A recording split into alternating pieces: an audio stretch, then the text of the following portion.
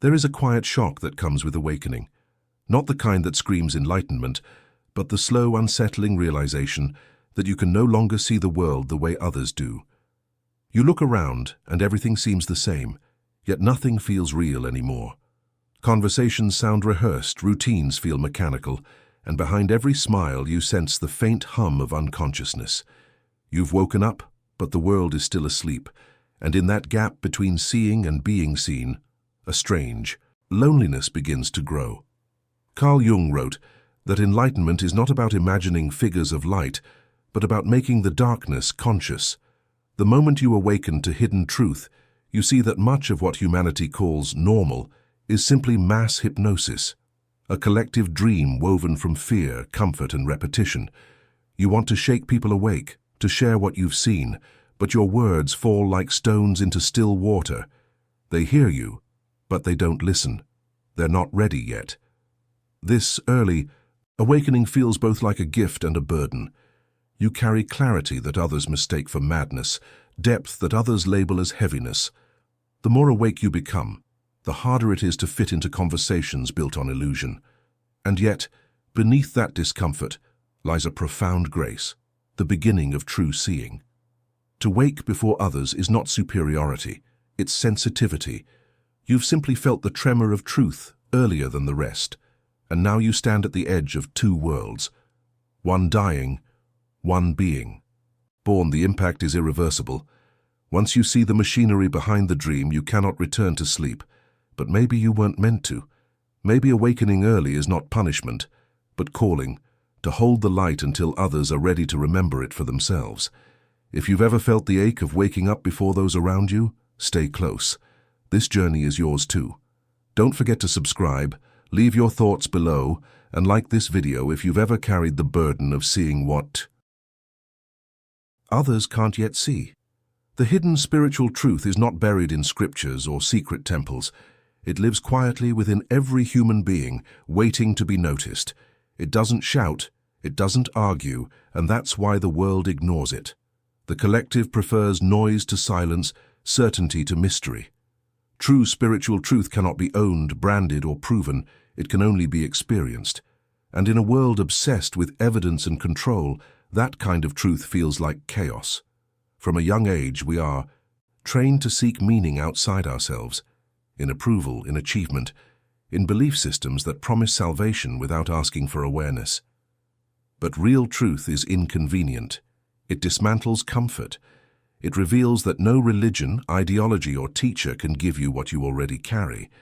Awakening begins when the outer authority collapses and the inner voice finally speaks. Not in words, but in presence. That voice is ancient, tender, and terrifyingly honest. Carl Jung called this the process of individuation, the return of the soul to itself. He understood that spirituality is not about rising above the world, but descending into its depths, into the forgotten parts of our being. The divine doesn't live somewhere else.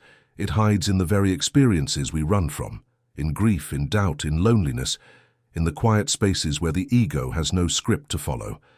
That's why the world resists real spirituality. It demands vulnerability, not virtue. The tragedy is that humanity has mistaken information for wisdom. We collect spiritual concepts the way children collect shells, admiring their shapes, but never diving into the sea from which they came. The hidden truth cannot be learned, only remembered. It reveals itself when everything false has been exhausted. So the question is not where to find the truth, but when you will stop pretending you've lost it. To awaken is not to discover something new. It is to see through what was never real. The collective dream has always surrounded you. The rituals of normality, the rhythm of routine, the quiet desperation that hides behind smiles. Most people don't notice they are dreaming because the dream is shared. It feels safe when everyone believes the same illusions. But when you wake up within it, you realize how fragile that safety was. What you thought was life begins to look like imitation. The collective dream is seductive because it offers belonging. It promises meaning through repetition, work, consume, believe, obey. It tells you what to love, what to fear, who to be. But when consciousness stirs, the spell breaks.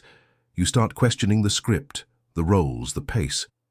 And suddenly, the very air feels different, heavier with truth, lighter with awareness. You see the emptiness behind the busyness, the longing behind ambition. The dream doesn't end dramatically. It dissolves quietly, like mist under the first light of morning. Carl Jung warned that the individual who awakens from the collective dream often becomes an outsider. Society doesn't welcome those who see too clearly. It calls them lost, cynical, or strange. But this rupture is sacred. It's the soul reclaiming its authority from the collective mind.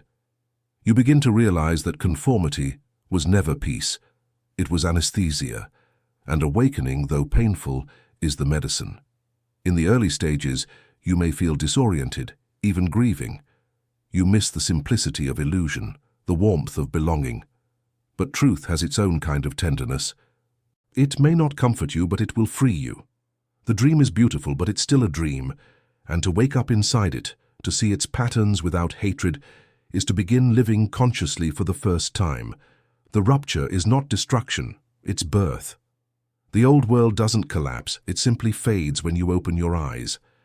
Once you begin to see what is invisible to most, the world around you no longer behaves the same.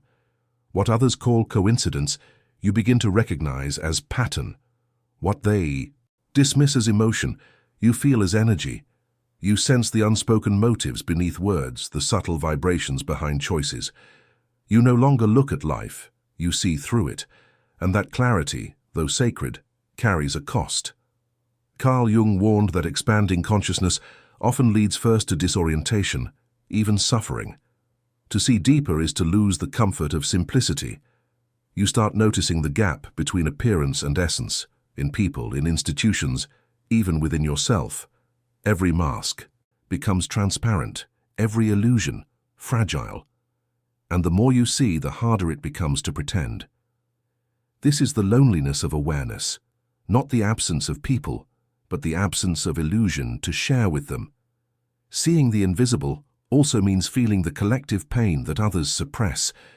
You sense the despair behind laughter, the fear behind aggression, the hunger for meaning behind ambition. Empathy becomes almost unbearable. There are moments you wish you could go back, to unsee, to unknow, to rest again in ignorance. But awakening doesn't give refunds. Once perception expands, it cannot contract. Yet there's beauty in this burden. You begin to perceive reality not as chaos, but as a vast intelligence, one that hides meaning in everything, even in suffering. You realize that seeing the invisible isn't about power, it's about responsibility. Awareness asks you to walk softly, to speak less, to act with compassion toward those still dreaming. Because once you've seen, judgment becomes impossible. There is only understanding. The price of seeing the invisible is isolation. The reward is vision. Tell me in the comments, have you ever felt this? The weight of perceiving more than those around you, and the longing to find someone who truly sees as you do. Awakening dismantles before it rebuilds. The first thing to fall is faith. Not faith in the divine, but in the structures that once defined it. You begin to feel the ground shifting beneath the beliefs you once swore were sacred. The certainties that gave life its shape start to dissolve, and in their place comes an emptiness that feels like loss. But this collapse is not punishment, it's initiation. Carl Jung understood that the death of belief is the birth of experience. Beliefs are scaffolds for the soul, useful until the structure becomes a cage. When consciousness matures, it demands direct contact with truth, not second-hand conviction. What once felt like spiritual security begins to feel like confinement. You start to see that many of your beliefs were simply borrowed, inherited from family, culture, or fear. They gave comfort, but not freedom. And so, they begin to fall, one by one. The belief that goodness guarantees happiness, the belief that love should be painless, the belief that the universe will always reward virtue and punish vice. You watch these old gods crumble and wonder if anything will rise in their place. But as the ruins settle, something remarkable happens. Silence. a vast sacred quiet where certainty used to live. That silence is not emptiness, it's space for truth to speak directly. This stage feels like death because the self built around belief is dying. But beneath the ashes, you start to sense a deeper knowing, one that doesn't come from books or doctrines but from within your own being. You realize that the divine was never outside you. It was the awareness watching the collapse all along. What falls away was never truth, only the fences built around it. The collapse is mercy disguised as chaos. When everything you thought you knew dissolves, you finally become open enough to know. After the collapse comes the silence, a vast emptiness that feels endless. You no longer believe in what you once defended, yet you haven't found what comes next. This in-between is what mystics call the void. It is not punishment, though it feels like loss. It is not death, though everything familiar seems gone. The void is the sacred passage between illusion and truth, where the soul learns to breathe without definitions. Carl Jung described this as the night sea journey, the descent into the unconscious, where the ego must surrender its illusions of control. In this darkness, there are no maps. The practices that once gave you comfort no longer work. The prayers fall silent. Even meaning dissolves into stillness. You are left with nothing but awareness itself, raw, trembling, and unadorned. And though the mind calls this emptiness despair, something deeper begins to move beneath it. Rebirth. Most people flee this space. They distract themselves, seek new beliefs, or chase temporary light to escape the dark. But those who stay, who allow the void to unfold, discover its paradoxical beauty. The void is not absence, it's purification. It strips you of everything false so that only the essential remains. In its silence, you begin to sense that consciousness itself is the answer you were looking for. You realize that meaning isn't something to find, but something that arises naturally when you stop searching. The sacred emptiness teaches one truth: you were never lost, only full of noise. The void is the pause before the next creation, the womb of becoming. What feels like nothingness is simply the space where the universe rewrites itself through you. So, if you find yourself drifting in that vast, directionless stillness, don't rush to fill it, trust it. The void is not the end of your path. It is the space where the path finally becomes real. When you awaken, the first instinct is to share what you've seen. You try to put into words the vastness that opened within you, the clarity, the stillness, the strange union of beauty and pain. But as you speak, you notice something quietly tragic. People nod politely, but their eyes remain clouded. You realize that awakening cannot be transferred through words. Consciousness is not contagious. You can describe light to those in darkness, but until their eyes adjust, they will not see. Carl Jung understood this isolation. He wrote that the one who awakens becomes a lonely wanderer, suspended between the collective dream and the unspoken truth beyond it. Once you see, you no longer fit neatly anywhere. You are too awake for the sleeping world and too human for the heavens. It's not that others reject you. It's that your new language no longer fits their ears. Every truth you speak sounds like riddle or rebellion. You stop seeking validation not because you've become cold, but because you finally understand. Truth does not need to be believed to be real. The awakened soul must learn a subtler form of connection, one born of presence, not persuasion. Instead of arguing, you listen. Instead of convincing, you radiate. Understanding shifts from being intellectual to energetic. Some will feel peace in your presence without knowing why. Others will feel discomfort, sensing their own awakening stirring in response. Either way, you no longer take it personally. Being awake is not about being understood. It's about staying true to what you've seen, even when no one else can see it yet. That fidelity to inner truth is what anchors you in a world that still sleeps. Tell me in the comments, have you ever felt this? That quiet distance between what you've discovered and what others are willing to hear. Awakening is not the end of the path. It is the beginning of responsibility. To see clearly is not a privilege to boast about. It is a burden to carry with grace. When consciousness expands, you realize that every thought, every emotion, every choice sends ripples through the fabric of existence.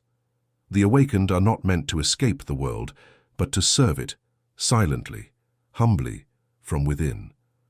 Seeing makes you accountable for how you move through reality. Carl Jung taught that true transformation begins when knowledge becomes embodiment. Awareness without compassion becomes arrogance. Clarity without love becomes cruelty. Once you've seen through illusion, your task is no longer to expose others but to embody truth so quietly that it speaks without words. The world doesn't need more teachers of light. It needs living examples of integration. The more awake you become, the gentler you walk. The more you see, the less you judge. This responsibility is subtle. It means choosing truth when lies would be easier, choosing kindness when detachment would be safer. It means carrying your insight without superiority, remembering that you too were once asleep and maybe again. To see deeply is to love deeply, because vision without love is blindness disguised as wisdom. Awareness grants power, but consciousness demands humility. And yet, this calling is not heavy when accepted with the right heart. It becomes sacred service, a quiet devotion to truth, not through preaching, but through presence. You start to notice that your stillness heals, your silence teaches, your authenticity liberates others in ways no words ever could. The responsibility of those who see is not to save the world, but to stop adding to its unconsciousness. To be awake is to hold a candle, not to burn the darkness, but to remind it of its own light. Awakening is not about escaping the world, it's about returning to it, transformed. After the light enters, after the illusions fall, after the silence of the void has washed through you, something unexpected begins to happen. Life calls you back. You start to feel the pull of ordinary things, laughter, work, relationships, the simple act of being alive. But now everything is different. The sacred and the mundane have merged. The world you once rejected becomes the very field where consciousness learns to breathe. Carl Jung called this integration, the union of the inner and outer worlds. It is the stage where spirituality leaves the clouds and takes root in the soil of daily existence. You realize that enlightenment isn't withdrawal, it's participation without attachment. You can still feel anger, sadness, and fear, but now you meet them with awareness rather than resistance. You no longer need to escape what is human, you begin to sanctify it. The challenge of integration is subtle, how to live in the marketplace without losing the monastery inside. How to be awake among the sleeping without becoming asleep again. It requires balance, the ability to see through illusion without despising it, to love the world without clinging to it. You start to notice that consciousness does not separate you from life, it deepens your intimacy with it. Every encounter becomes a reflection, every task a meditation, every breath a conversation with the divine. The awakened one learns to live invisibly, not as a guru but as a gardener of energy. You sow awareness quietly in your actions, your presence, your gaze. You no longer seek escape because you've realized there's nowhere to go. The divine is already here, breathing through the chaos, whispering through every mundane detail. Integration is the final revolution, not rising above the world but walking through it awake. At the end of awakening, there are no fireworks, only silence. Not the silence of emptiness, but of completion. The storm of seeking has passed, and what remains is a deep, luminous stillness that asks for nothing. You no longer chase understanding because you have become it. The awakened silence is not absence, it is presence, purified of noise. It is the quiet heartbeat of consciousness, pulsing through every moment, reminding you that nothing was ever missing, only unseen. Carl Jung once said that wholeness is not achieved by escaping conflict, but by holding opposites in balance. In this silence, you understand. Light and shadow, joy and sorrow, gain and loss. They are not enemies, but mirrors of the same truth. The awakened one no longer needs to choose sides. You can weep and smile in the same breath. You can feel the pain of humanity, and the perfection of existence without contradiction. Awareness itself becomes your prayer, and peace ceases to be a destination. It is the ground beneath your every step. Those who have truly awakened rarely announce it. They speak less, listen more, and move like wind, invisible, yet transforming everything they touch. Their silence heals because it carries understanding. Their presence teaches because it expects nothing. The luminous silence is not retreat, it's mastery, the art of being. Fully human, while fully aware of the infinite. And so the journey returns to where it began. But now you see it all differently. The ordinary has become sacred, the mundane divine. You realize that awakening was never about reaching somewhere higher. It was about seeing what was always here, waiting beneath the noise. If this journey resonated with you, if you too have felt this luminous silence awakening within, subscribe to join this circle of awareness. Leave a comment sharing what truth has revealed itself to you. Like this video to help others find it. And watch the next episode as we continue exploring the hidden language of consciousness.